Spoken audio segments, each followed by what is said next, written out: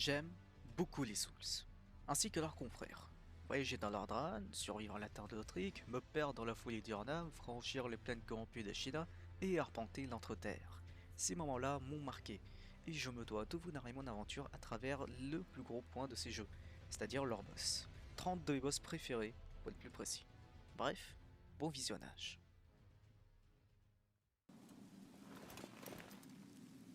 Heed my words.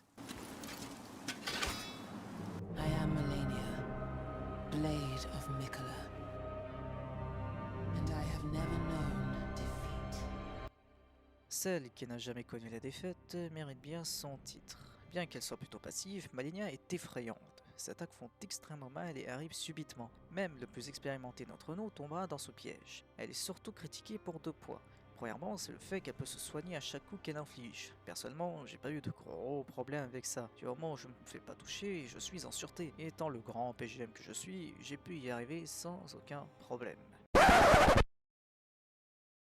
Ahora ya había subido la marea. Jesús,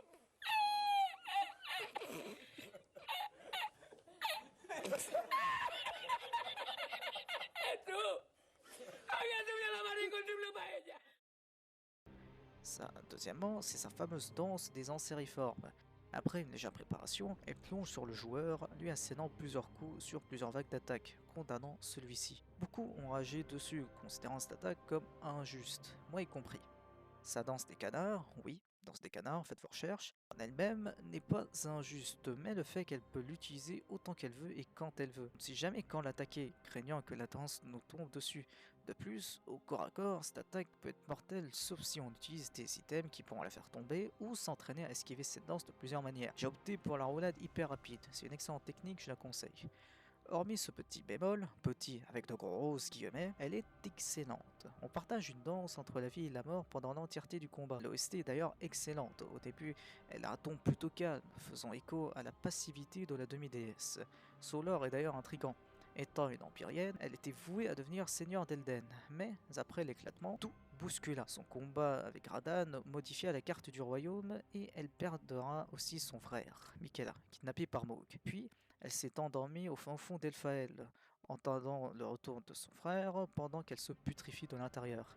On comprend donc que, comme la majorité des personnages d'Elden Ring, elle n'est pas du tout à son prime.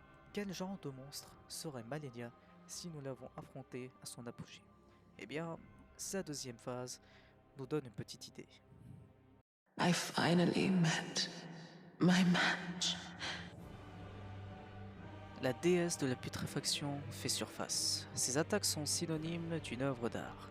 Entre sa fleur et ses clones qui nous attaquent, nous sommes dans une détresse inégalée, mais aussi dans un divertissement sans fin.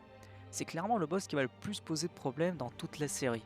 Après un certain boss, mais on en reparlera après. Au final, j'ai passé un excellent temps sur Malenia. Si elle n'avait pas certains des défauts cités, elle finirait largement dans mon top 3. So you're intent on hunting beasts? I tell you, I will not forget our adage. Fear the old blood. Encore un boss qui aurait pu finir plus haut sans ses défauts, le premier vicaire est une machine à tuer, un volcan qui attend son éruption. Vous vous souvenez de ce que j'ai dit auparavant? C'est clairement le boss qui va le plus poser de problèmes dans toute la série. Après un certain boss, mais on en reparlera après. Ben c'est lui. Laurence est d'une violence exacerbée. Deux de ses coups pourront éliminer n'importe qui. Sa première phase est l'équivalent d'un monstre clérical sous stéroïdes. Avec ses flammes, il est parfois compliqué d'esquiver ses attaques. Hormis ce gros défaut à mes yeux, comme Malenia, tout est bon chez lui. Sa deuxième phase est effrayante, avec Laurence qui perd sa partie inférieure mais reste une menace, crachant de la lave ou faisant dégouliner celle-ci. Il faut faire attention ou c'est la mort qui vous attend. Une technique est de se mettre à côté de sa main droite, évitant ainsi la majorité de ses attaques. C'est excellent. Son histoire est la suivante. Laurence est le fondateur de l'Église, celui qui est à l'origine de tous les problèmes. Tout. Que ce soit la peste, le massacre du village des pêcheurs ou le laboratoire où les recherches s'éloignaient de l'éthique. Il est condamné par Cause à brûler éternellement dans le cauchemar. Son OST est d'ailleurs ma préférée de tout Bloodborne, avec ses connotations religieuses, elle permet de raconter l'histoire du vicaire qui a voulu sauver la vie de la maladie du sang. Laurence, c'est clairement à mes yeux l'antagoniste que je préfère le plus dans toute la série des Souls ainsi que les Souls-like.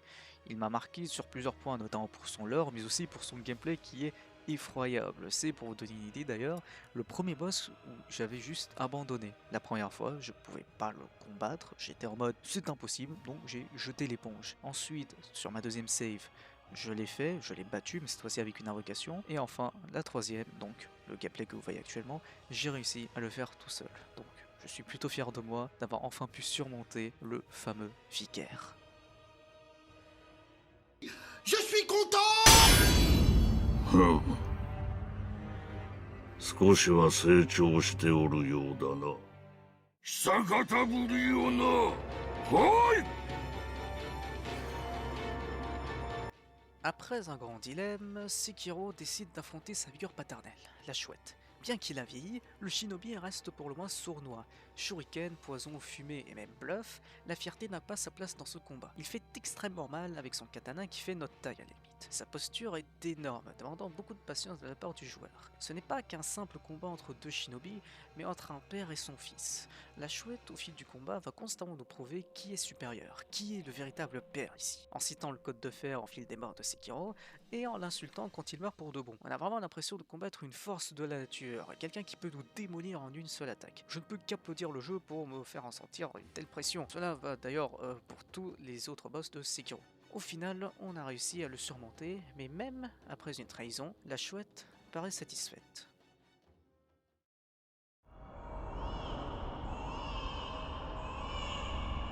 And when the great ones descend, alone will be blessed with a child.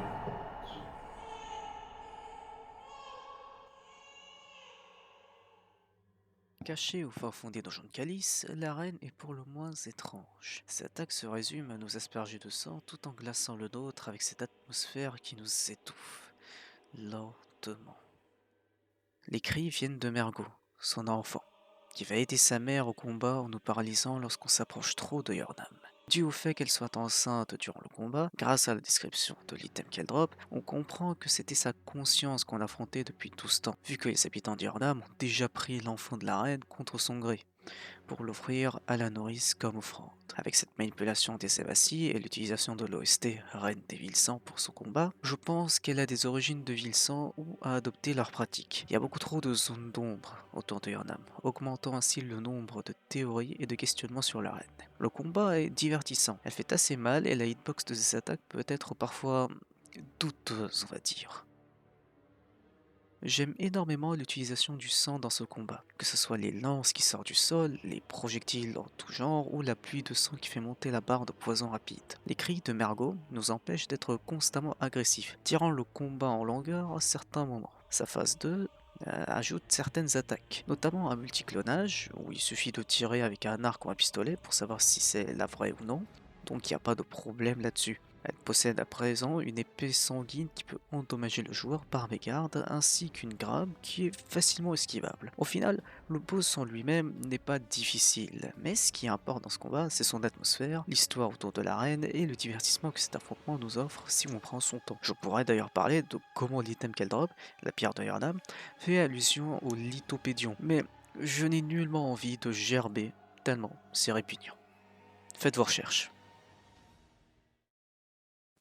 An unfading flame representing his burning ambition, and the dark blues, deeper than the darkest moon, reflecting the bond of his true and rotted nature.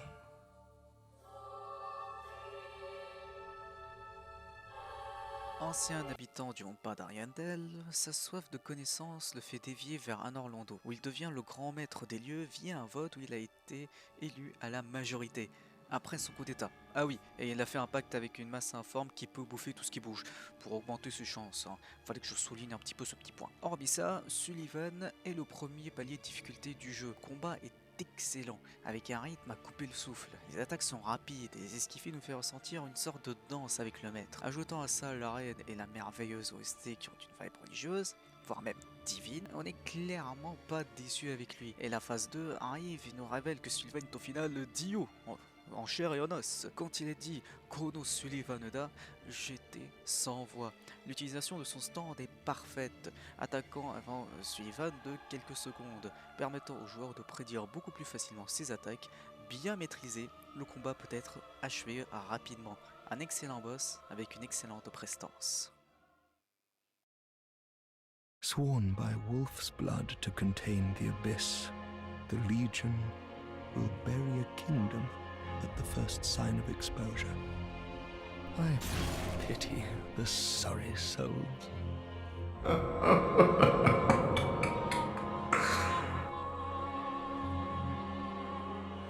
Premier seigneur des cendres qu'on affronte dans le jeu, les Veilleurs sont la relève d'Artorias, le Marche Abyss. Ils sont composés de plusieurs milliers de membres dans le but de veiller sur les abysses. Merci Captain Obvious. Mais, comme leur idole, ils succombèrent aux abysses et vont s'entretuer pour l'éternité. Le combat est bien construit, avec un veilleur qui va nous attaquer, puis un deuxième va venir et faire passer le combat en 2v1.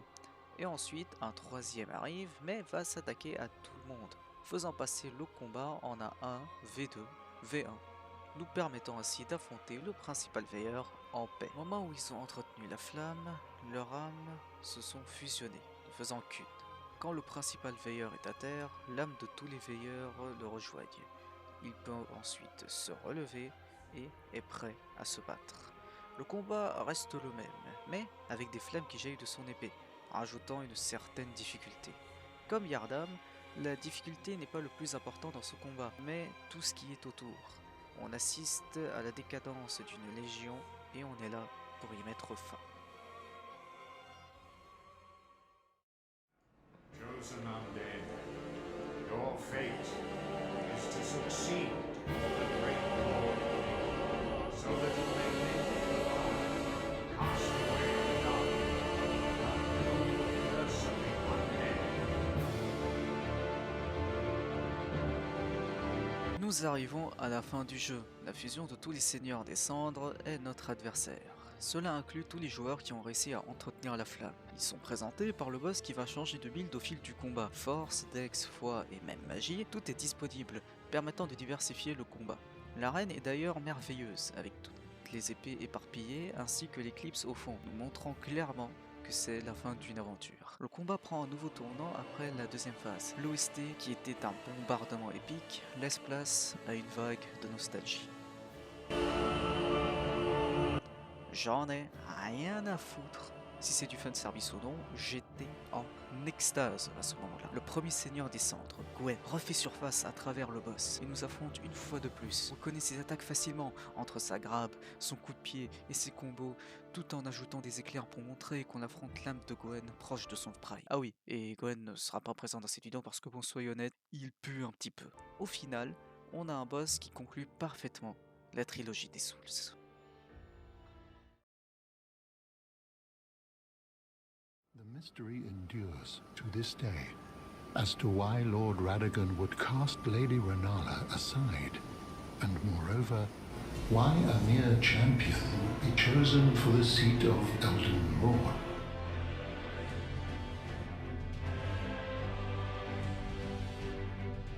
D'un boss final à un autre, Radagon est...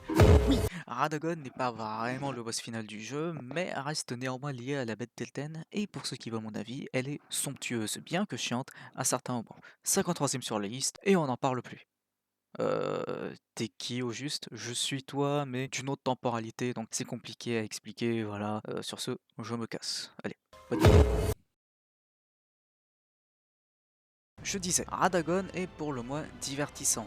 Il était le mari de Renala avant de la quitter pour devenir seigneur d'Elden aux côtés de Marika. On ne sait pas pourquoi il a agi ainsi, en espérant qu'il y aura des réponses dans le DLC. Au fil du jeu, on apprend que Radagon et Marika partagent le même corps. Cela fait jaillir plusieurs questions, notamment sur la cohérence de celle-ci quand on sait que les deux étaient à deux endroits différents. À moins que Radagon ou Marika mènent une double vie, je pense que la grande volonté a voulu faire en sorte que Marika reste docile. Elle a peut-être senti qu'elle manigance quelque chose, ce serait pas surprenant vu que c'est une entité qui est supérieure à tout au final. Et vu que Radagon est extrêmement loyal à la grande volonté, la piéger dans ce corps pourrait la calmer.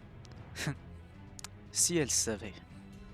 Dû à son allure et la manière dont il se bat, on a l'impression de se battre face à une marionnette. Cela ne veut pas dire qu'il est ennuyeux, au contraire, mais le combat est excellent. Les attaques sont merveilleusement lisibles, le divertissement est constant et l'OST est incroyable. Il a juste tout pour lui, sans avoir le moindre défaut.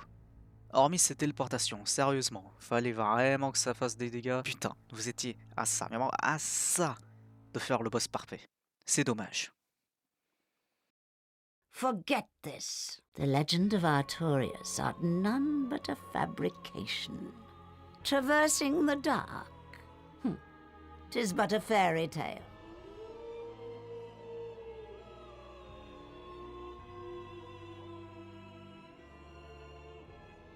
Boss qui nous a tous fait chialer, Sif est là pour protéger la tombe d'Artorias. C'est ce qu'on pourrait croire. En vrai, Sif est là pour empêcher quiconque de prendre le serment d'Artorias. Personne ne doit finir comme le Marchabis. Malheureusement, l'humain est trop audacieux, et Sif doit nous combattre. J'aime beaucoup le fait que les cinématiques changent lorsqu'on sauve la louve d'ailleurs. Elle est réellement triste, mais n'a pas le choix. Son OST ne fait qu'attiser cette tragédie. Ses patterns sont plutôt simples. Je doute qu'une louve puisse manier correctement une arme. Ah bah non, en vrai elle est assez forte. Perso, je l'ai affrontée après Quillag, donc j'étais assez bas level, et franchement, je me suis beaucoup amusé. Puis j'arrive le moment fatidique qui nous a tous mis en PLS.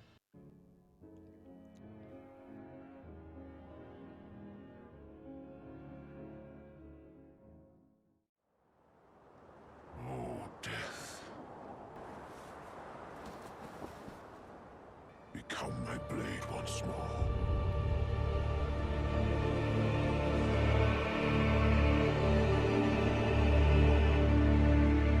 En passant d'un clips à un autre, oui, pour calmer ma tristesse, je dois me lâcher, Malikas est l'ombre de Marika, un peu comme nous avec Rani. Il possède la rune de la mort, permettant d'administrer la mort à n'importe qui.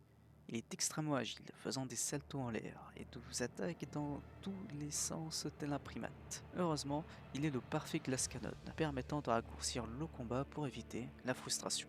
Mon problème, c'est que ces deux phases, donc lui et le clergé, sont collées ensemble. J'aurais préféré que les phases soient séparées. Genre au moment où Gurranq active la rune de la mort, le Colisée se détruit et on l'affronte au sous-sol, avec un site de grâce juste devant. Bien évidemment, on garde les piliers et on pourrait augmenter les PV du clergé. Le boss reste excellent, bien évidemment.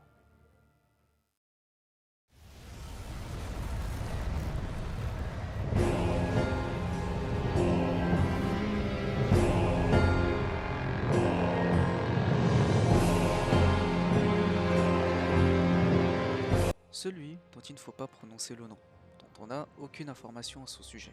La théorie la plus répandue, et qui est limite considérée comme canon, c'est que le roi est le fils aîné de Gwen, banni pour avoir commis la plus grande des hérésies, pactisé avec les dragons.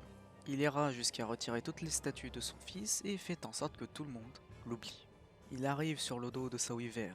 La caméra est plutôt farfelue, mais franchement, c'est assez fun. La deuxième phase est le retentissement, le début de la fin, le prototype pour les futurs boss à venir. Il attaque sans relâche, mais on peut esquiver facilement ses attaques. On est sur une des plus belles danses du jeu. D'ailleurs, l'OST est une belle référence à celle d'Ornstein et Smough dans DS1, étant donné que Lion est parti pour retrouver son mentor. Au final, il nous aura bien marqué, même après tous les moyens pour le faire effacer de l'histoire. The Erd Tree is firmly rooted. Always an apt reward for thy brash ambition. Morgoth est voué à l'Arbre-Monde. Il est prêt à tout pour le protéger. Malheureusement, cet amour n'était point réciproque. En effet, dû à sa nature de réprouvé, il a vécu sa vie dans les souterrains, fuyant la mort constamment. Détesté pour ses attributs de réprouvé, considéré comme une disgrâce aux yeux de Marika, ceux qui l'aimaient ont soit dû cacher leur amour, soit sont morts. Mais même avec tout ça, il est resté pour protéger le trône, créant une illusion du nom de Margit. Il a pu rester en retrait, se faisant appeler le monarque voilé.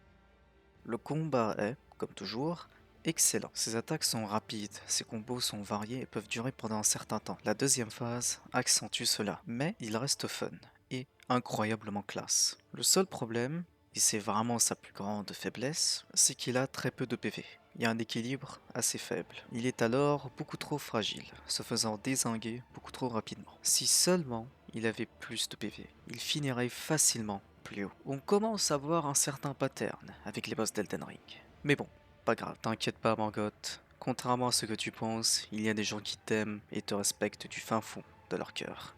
Et j'en fais partie. 久しいな、ミコよ。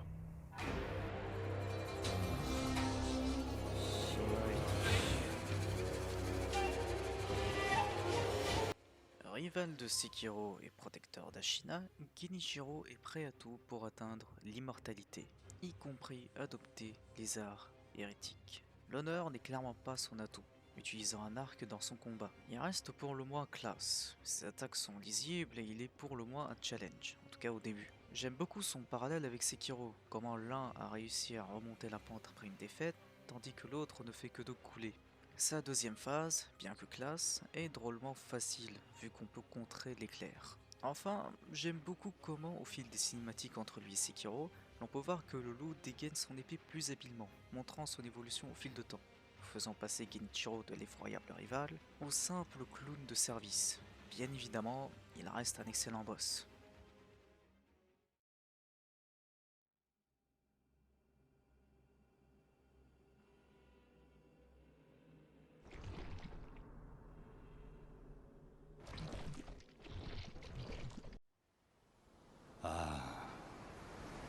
Sweet child of Kos, returned to the ocean. A bottomless curse, a bottomless sea, accepting of all that there is and can be.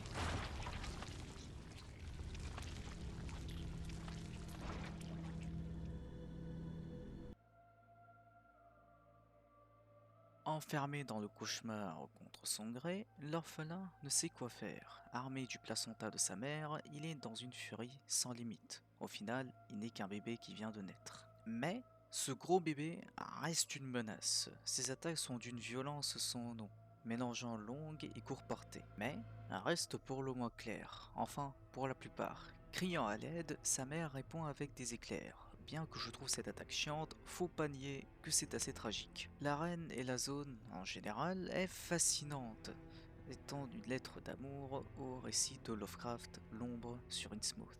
Et étant un fan des horreurs Lovecraftiennes, je ne pouvais cacher mon excitation quand j'ai vu pour la première fois cette zone. Bon, pour être honnête, j'ai un peu regretté lorsque je suis tombé sur ce fameux puits, mais bon, c'est un détail. Au final, on met un terme au tourment de l'orphelin et on libère une bonne fois pour toutes les victimes du cauchemar. The demons, birthed from a common chaos, share almost everything between them, even the pride of their prince and his near-faded flame, so that the last demon standing may rekindle it. Éclipsés par les autres membres du DLC, les démons restent néanmoins excellents. On est clairement sur le meilleur duo à mes yeux. Le fait que ce genre de boss et des merdes comme le duo Sancher ou les gargouilles vaillantes viennent du même studio est un miracle. Du moment qu'un démon existe, la flamme du chaos pourra persister, et le rôle du prince fera de même. L'un des démons est agressif, nous attaquant au corps à corps, tandis que l'autre nous attaque de loin avec un nuage toxique qui est facilement esquivable. Cela permet d'éviter la frustration, bien qu'au début du combat, cela n'est pas vraiment le cas. Le deuxième démon renaît et devient le prince démoniaque. Ses attaques varient selon le démon. Si c'est le démon blessé, il va utiliser une pluie de météorites qui peut anéantir facilement le joueur. Si c'est le démon abyssal, il utilise un laser qui est facile à esquiver. Le combat reste dynamique et extrêmement fun. On met fin à la race des démons avec un combat légendaire. Nicola is mine and mine alone. Welcome, honored guest, to the birthplace of our dynasty. Seigneur du sang et premier sur la liste d'Epstein, Mohg a fui durant l'éclatement pour établir sa dynastie. C'est pour ça qu'il a kidnappé Miquella, dans le but d'être son consort pour achever son plan. Malheureusement, Miquella ne répond pas à l'appel. Le réprouvé éprouve au fur et à mesure une sorte d'affection pour le jeune empyrien, dû à l'ensorcellement que dégage celui-ci. Il est prêt à tout pour garder le jeune demi-dieu pour lui, et lui seul. Dans tous les cas, Mohg est un déjanté. Ses attaques sont claires et précises. Ses projectiles de sang sont plutôt chiantes, vu qu'elles laissent une traînée de feu autour. Mais j'aime quand même la façon où il transperce les cieux pour faire jaillir le sang, comme s'il transperçait la mer informe pour utiliser ses pouvoirs. Son OST est ma préférée de tous les jeux From. Elle représente parfaitement sa folie, le mal en personne. Le moment où il crie Nihil me fait froid dans le dos. Ses ailes donnent une allure satanique, en rajoutant l'OST, le fait qu'il a 6 doigts, posez pas de questions, et le mélange de feu et de sang nous donne l'impression qu'on est en train d'affronter le diable en personne. Mais on réussit à mettre un terme à sa folie.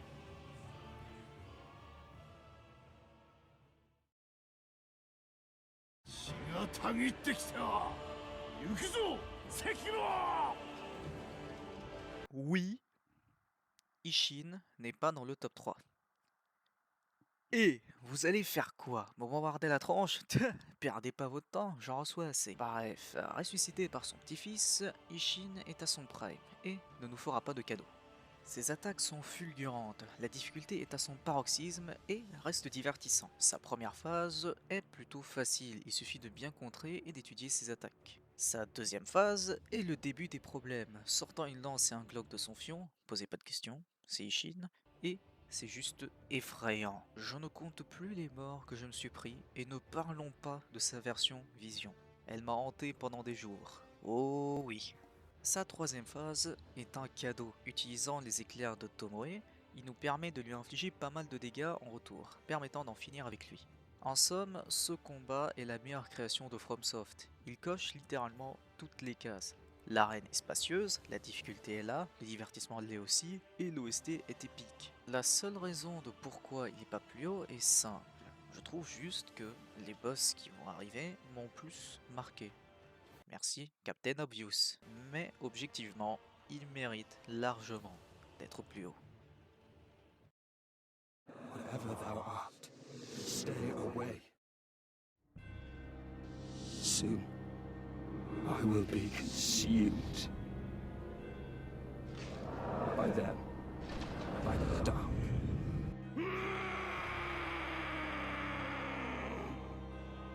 Figure de proue de la série et chevalier déchu, le Marchavis est une triste rencontre. Ayant l'image du noble héros en tête, on assiste plutôt à son ombre, une bête sauvage qui veut nous déchiqueter. Et c'est à nous d'achever son travail. Ses attaques sont rapides et violentes, on peut dire que c'est le boss qui a posé les bases pour la suite. Alors, pour être plus précis, c'est le roi Alante dans Demon's Souls qui a vraiment posé les bases avec ses patterns et... Bon, je vois que cela peut être intéressant, mais franchement, je m'en bats la race. Mais dégage. Bon, je disais qu'Artorias a posé les bases pour les futurs jeux. Cet aspect de danse qu'on voit avec les futurs boss viennent de lui au final. Donc non, Artorias, tu n'as pas été inutile. Loin de là. Bon, maintenant c'est bien la transition. Je sais, je vous ai manqué. Là on est arrivé dans les 12 derniers, le podium, la table ronde même. Donc si cette vidéo vous plaît, n'oubliez pas le petit like et l'abonnement. Fin de la transition, et tchuss. Welcome, unkindled one, purloiner of cinders. You've done quite enough. Now have your rest.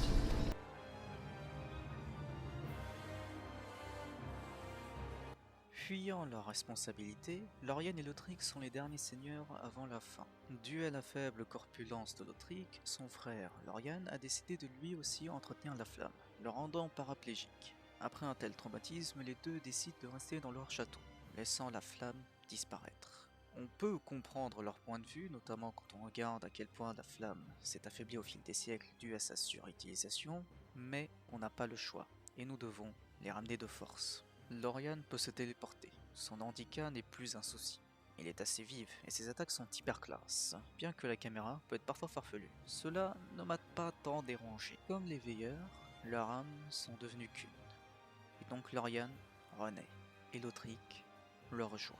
Maintenant, éliminer le jeune prince est notre priorité. Cela nous oblige à attaquer Lorien par derrière. De plus, Lothric possède des attaques à longue portée, augmentant davantage la tension. C'est un combat que j'affectionne énormément. Il est classe, riche en émotions et surtout hyper divertissant. Maintenant, jeune frère, reposez en paix. Alas, I am returned. Upon my name as Godfrey, the first Elden Lord. Il est de retour pour terminer le travail. Godfrey est une machine de guerre, n'ayant aucune puissance divine ou de gène de demi-dieu. Il est juste fort. Faisant le deuil de son fils, il est prêt pour le combat. Ses attaques sont violentes tel un bulldozer. Le fait qu'il ne soit qu'un humain implore le respect. D'ailleurs, c'est l'un des rares boss qui nous respecte, augmentant son taux de chatitude à son paroxysme, via sa phase 2 où il déchire ses roches. On peut remarquer un beau parallèle entre lui et Godric, son descendant, de comment l'un s'est greffé pour devenir plus fort, tandis que l'autre s'est fait greffer pour contenir sa force, sa rage, et vient alors Hoaralou, le sans-éclat. Il se rue vers nous telle une bête sauvage, enchaînant les coups et les plaquages. Cette barbarie est représentée par son OST, qui passe d'un ton divin et orchestré par une fanfare. On peut clairement voir que Godfrey est inspiré d'Héraclès d'ailleurs, un humain qui a atteint le rang des dieux via sa force. Godfrey est réellement le combat le mieux construit d'Elden Ring, avec des enchaînements qui sont fluides et raisonnables. Qui pourrait surpasser le premier seigneur d'Elden ? Eh ben, pourquoi pas celui qui le précédait.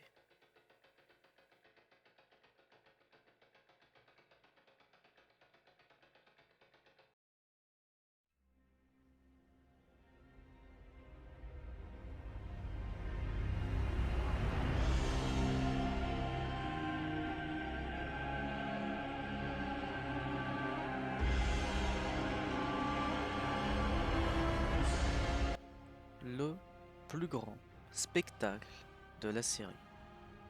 Et je pèse mes mots.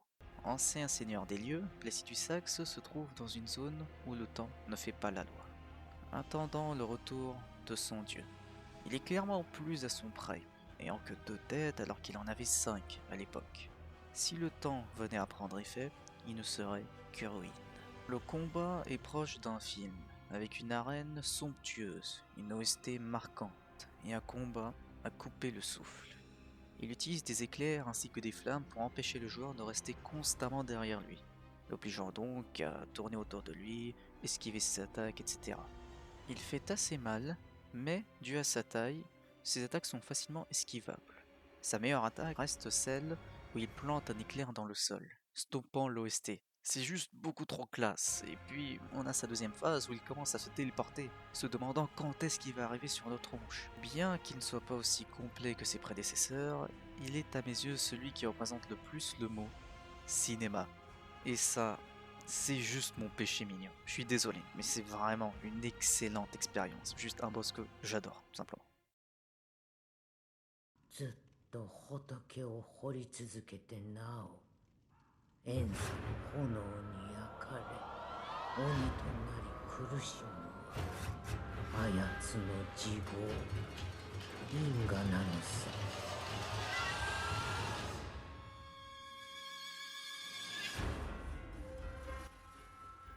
Ravagé par la mort de son ami, Sekijo se repentit dans la sculpture, tentant de contenir sa rage. Mais, malheureusement, il échoua, et la forme incomplète d'un Shura fit surface. Ses attaques sont effrayantes, perturbant le joueur qui est habitué au combat entre humanoïdes. Il se trouve entre l'humain et l'animal au niveau des patterns. On a l'impression de combattre un boss de Dark Souls à la limite, raison pour laquelle il est assez détesté par la communauté d'ailleurs. C'est tout sauf mon cas. Je le trouve beaucoup trop classe, notamment quand il fait ses projectiles de feu. De plus, le sculpteur est mon PNJ préféré de toute la série, donc je suis assez biaisé. Au final, c'est un boss que j'affectionne énormément. Il y a aussi cette même sensation avec Laurence. Je pensais que c'était impossible et du coup j'avais jeté l'éponge. Mais je me suis dit que cette fois, je ne dois pas m'enfuir. Et je fais en sorte que mon ami repose en paix. Vraiment un boss qui m'a marqué sur tous les niveaux. Oh, I know very well how the secrets beckon so sweetly. Only an honest death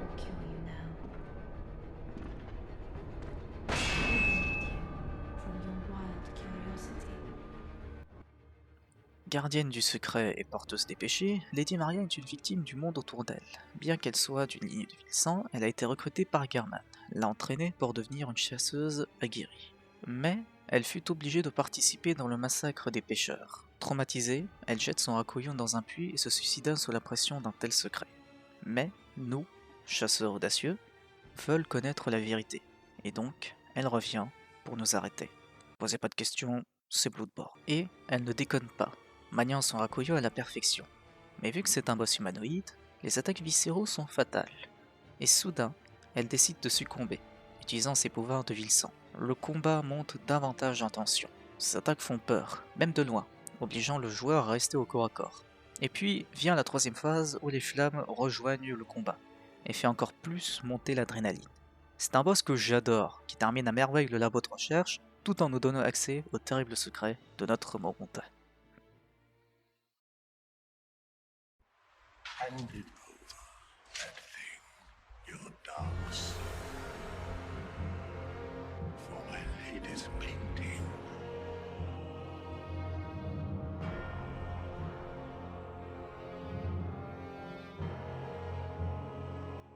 Je sais, Gale n'est que 7ème sur la liste, mais il reste pour le moins légendaire. Vous vous souvenez de ce que j'ai dit? Au final, on a un boss qui conclut parfaitement la trilogie des Souls. Ben c'était faux. Et oui, une jeune peintre est en quête de redessiner un monde. Elle envoie son chevalier Gale pour retrouver une teinte sombre, l'âme sombre des hommes, pour être plus précis. Au fil des siècles, il ira jusqu'à dévorer les pygmées, afin d'extraire leur âme pour le tableau de la jeune fille. Mais il a perdu l'esprit, et nous devons le battre pour terminer son travail. Ce combat est le climax de la série. On se retrouve à la fin des temps, juste 2 guerriers qui se battent jusqu'à la fin, sans aucune raison. C'est notre dernière danse. Et quelle beauté! Sa première phase est typique des Souls, un guerrier enragé qui n'est pas maître de son corps. La deuxième phase, le moment où il est conscient qu'il a l'âme sombre en lui, est le dernier son de cloche. Sa cape suit ses coups d'épée, perturbant le joueur. Il sort aussi sous frisbee, ainsi que l'arbalète de Guts, offrant certaines fenêtres tout en fermant d'autres. Et enfin, vient la troisième phase où un amas d'âme sort de son corps. Des éclairs jaillissent des cieux et peuvent nous toucher. C'est le climax ultime. La danse prend fin. Et c'est ainsi que s'achève la trilogie. Dear, oh dear. What was it? The hunt? The blood? Or the horrible dream? Oh, it doesn't matter. You must accept your death. Be freed from the night. Acceptant le plan de Laurence, Gehrman décide de faire un pacte avec Flora, créant le rêve du chasseur. Nous ne connaissons pas réellement le plan de Laurence, mais je pense que c'était pour faciliter la recherche du sang des grands, vu qu'un chasseur qui est lié au rêve est entre guillemets immortel. Ses chances de trouver un grand se voient alors multipliées. Malheureusement, Gehrman attend toujours Laurence, n'ayant aucune idée de ce qui se passe à l'extérieur, regrettant à certains moments sa décision. Oh, Lawrence, Master Willem, somebody help me. Unshackle me, please. Anybody. I've had enough of this dream. The night blocks all sight. Oh, somebody, please.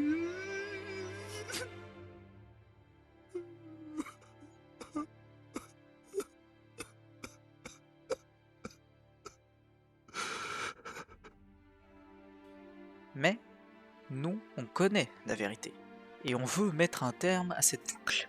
On refuse l'exécution. Vient alors un combat d'une profonde tristesse. 2 chasseurs qui cherchent à libérer l'un l'autre. L'OST et l'arène sont magnifiques, rajoutant une allure et un ton mélancolique à l'affrontement. Ses attaques sont plutôt rapides, mais on peut s'en charger facilement avec les contres. Vient sa deuxième phase où il fait appel à Flora pour sa force. Il devient plus violent, rendant le combat plus divertissant. Cet affrontement m'a énormément marqué, et était à mes yeux le meilleur boss final de la série, ce qui n'est plus vraiment le cas. Gehrman peut enfin se reposer. La nuit fut longue pour le premier chasseur. He once railed against the dark, but was by dark afflicted. Now here, returned, he remaineth.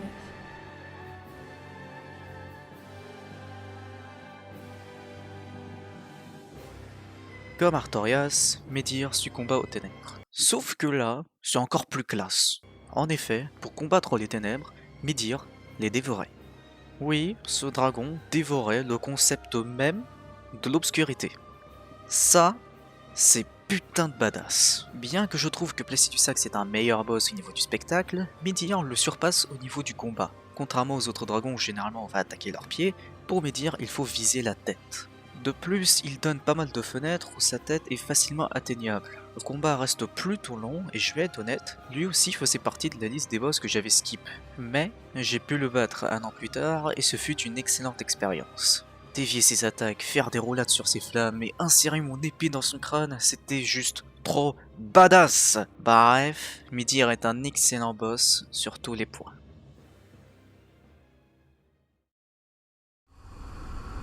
Fret not, Father. We have no need of thy flail. Please avert thine eyes.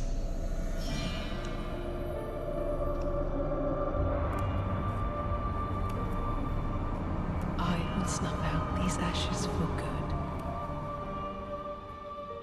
Habitante de Londor, Fried a pour but de faire perdurer le monde d'Ariandel. Elle décide alors de convaincre le père Ariandel de contenir la flamme qui peut brûler le monde peint en utilisant son sang. Elle a gagné la confiance de certains des habitants avec son charme et avec l'utilisation d'une faux, rappelant les habitants de l'ancienne gérante du monde peint, Priscilla. Cet effet de nostalgie et de manipulation a fait en sorte de perdurer le monde, mais il commence à pourrir, et donc la peintre, qui a été emprisonnée, envoie Gaël dans le but de trouver quelqu'un qui pourrait en finir avec Fried. Et c'est nous. Fried fait peur. Ses attaques sont proches d'une illusion avec certains ralentis. Son OST augmente un petit peu ce ton. Et enfin, elle peut se rendre invisible, frigorifiant le joueur. Mais c'est extrêmement bien foutu.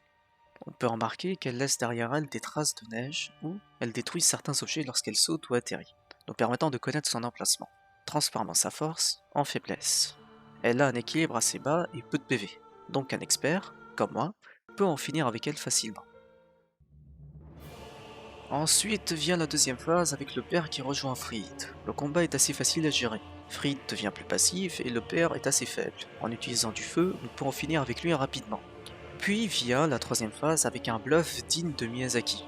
Elle se relève et devient un véritable danger. Avec sa flamme noire mélangée à sa glace, elle peut nous démolir en quelques coups. Elle utilise son invisibilité à la perfection cette fois-ci, rendant le combat plus stressant. Cet affrontement ne m'a pas trop marqué à l'époque, car j'avais invoqué Gaël. Mais quand je l'ai fait en solo, j'ai passé un incroyable moment. Une excellente conclusion qui sauve le DLC de sa médiocrité. お主、愛想はまるでないが、不思議と憎めぬやつじゃった。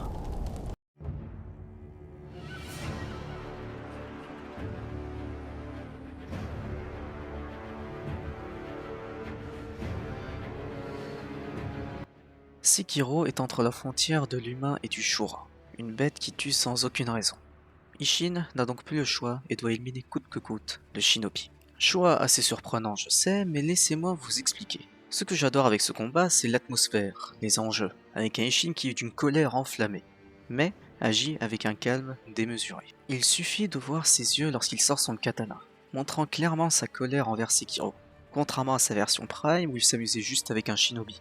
Un combat pour le divertissement, ou un combat où les émotions telles la rage et la déception dégagent de l'air. Perso, j'ai mes préférences. Cet Ishin-là a les mêmes patterns que sa version Prime, hormis une, où il se décale de quelques centimètres pour éviter l'attaque, montrant à quel point il a perfectionné ses coups. Sa deuxième phase nous montre que bien qu'il est au bord de la mort, il reste un danger.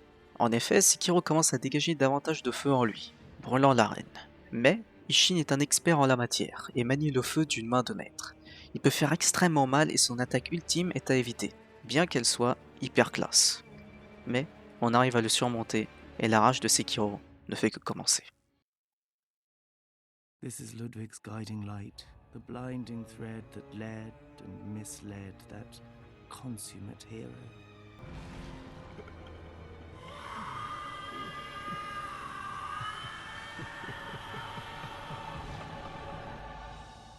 Premier chasseur de l'église, Ludwig trouva l'épée de Clair de Lune dans les donjons de Calice. Équipé par sa rune, la lumière de la lune le guida dans ses batailles. Mais, comme tous les autres, le sang aura raison de lui et se transforma en un monstre d'une laideur incomparable. La première phase est effrayante. Ses attaques sont imprévisibles dues à son apparence dérangeante. Mais, avec du temps, j'ai pu le surmonter. Puis vient possiblement la meilleure cinématique de la série. La lumière de la lune revient et la conscience de Ludwig avec.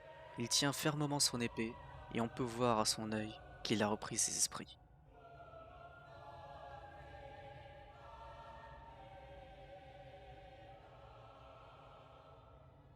J'aime beaucoup les détails dans cette deuxième phase. Le fait qu'il se met sur ses deux pieds, l'OST qui change drastiquement, passant d'un ton mélancolique à un ton épique et orchestré, et le fait qu'il ne craint plus le feu, faiblesse des bêtes, montrant clairement que Ludwig le maudit n'est plus, et que Ludwig l'épée sacrée est de retour.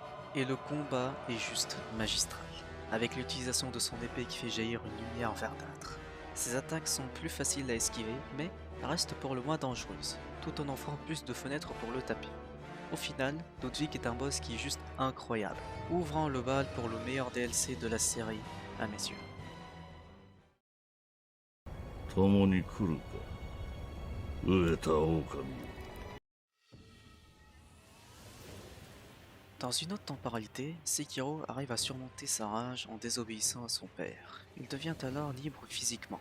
Mais, pour compléter cela, pour que Sekiro puisse enfin faire ses propres choix dans sa vie, il faudrait un second round pour faire officiellement ses adieux.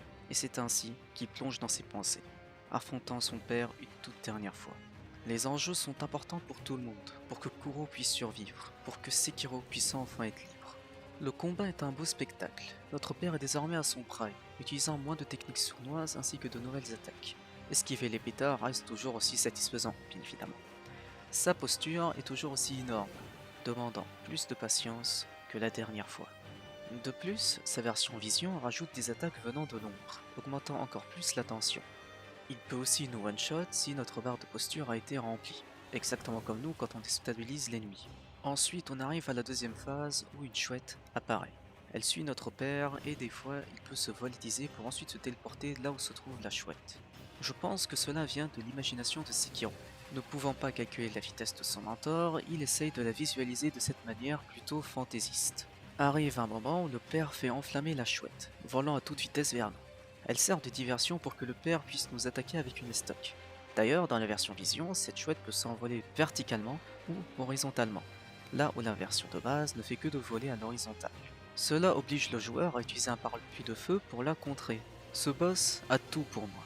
Un combat à couper le souffle, une OST des plus épiques, une arène avec des piliers qui permettent au joueur de l'utiliser à son avantage, et un lore qui est touchant. Un adieu à l'ancienne vie du loup, et le début d'un nouveau chemin.